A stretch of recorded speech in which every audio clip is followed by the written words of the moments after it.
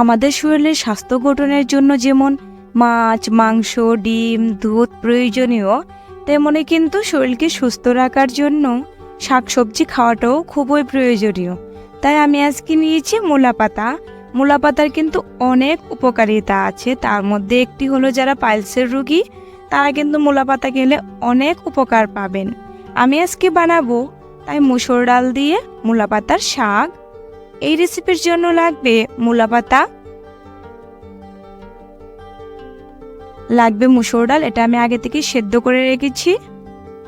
মশলা লাগবে জিরের গুঁড়ো, হলুদ গুঁড়ো, ধনের গুঁড়ো, লঙ্কার গুঁড়ো, লবণ,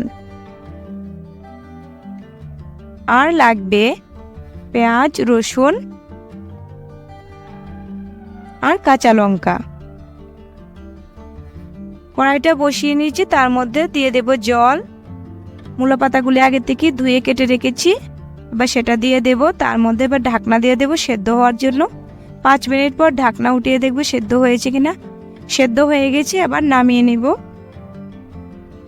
নামিয়ে নিয়েছি, 2 মিনিট ঠান্ডা হওয়ার জন্য রেখে দিয়েছি। ঠান্ডা হয়ে গেলে এবার ভালোভাবে তাকে জল ছাড়িয়ে নেব মূলা পাতা থেকে এবং মূলা পাতাগুলিকে ডালের উপর রেখে দেব।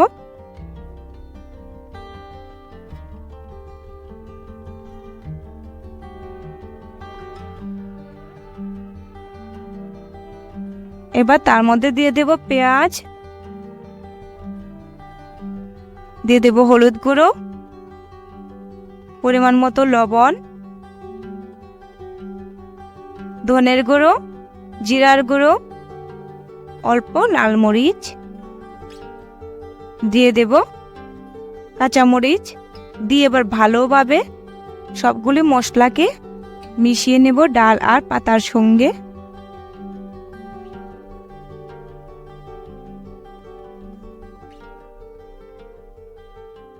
ভালোভাবে এবার মিশিয়ে নিয়েছি। এখন বসিয়ে দেব কড়াই, তার মধ্যে দিয়ে দেব তেল।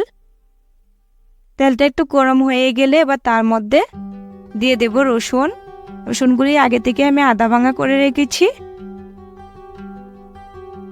রসুনগুলিকে এবার একটু ভেজে নেব।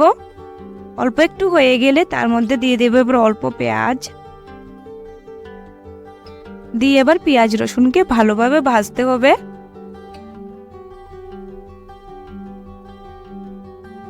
ভাজা কিন্তু হয়ে গেছে।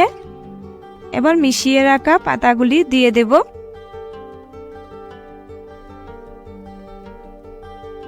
এবার ভালোভাবে নেড়ে চেড়ে নেব। আমি কিন্তু এখানে কোনো রকম জল ব্যবহার করব না, এভাবেই কিন্তু পুরো শাকটাকে কিন্তু ভাজবো। ভালোভাবে কিন্তু 5-7 মিনিট ভাজতে হবে। এভাবে আস্তে আস্তে ভাজলেই কিন্তু কালারটা অনেকটা চেঞ্জ হয়ে যাবে।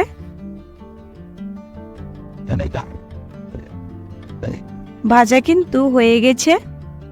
আজকে কিন্তু রেডি হয়ে গেছে আমার এই রেসিপিটা। দেখুন, দেখতে কিন্তু খুবই সুন্দর আর খুবই হেলদি কিন্তু এটা খেতে। এভাবে আপনারাও বাড়িতে বানাতে পারেন। এরকমই নতুন নতুন রেসিপি পাওয়ার জন্য আমার চ্যানেলে যারা নতুন আছেন তারা অবশ্যই আমার চ্যানেলটাকে সাবস্ক্রাইব করবেন, আর ভালো লাগলে লাইক, কমেন্ট, শেয়ার করে দেবেন।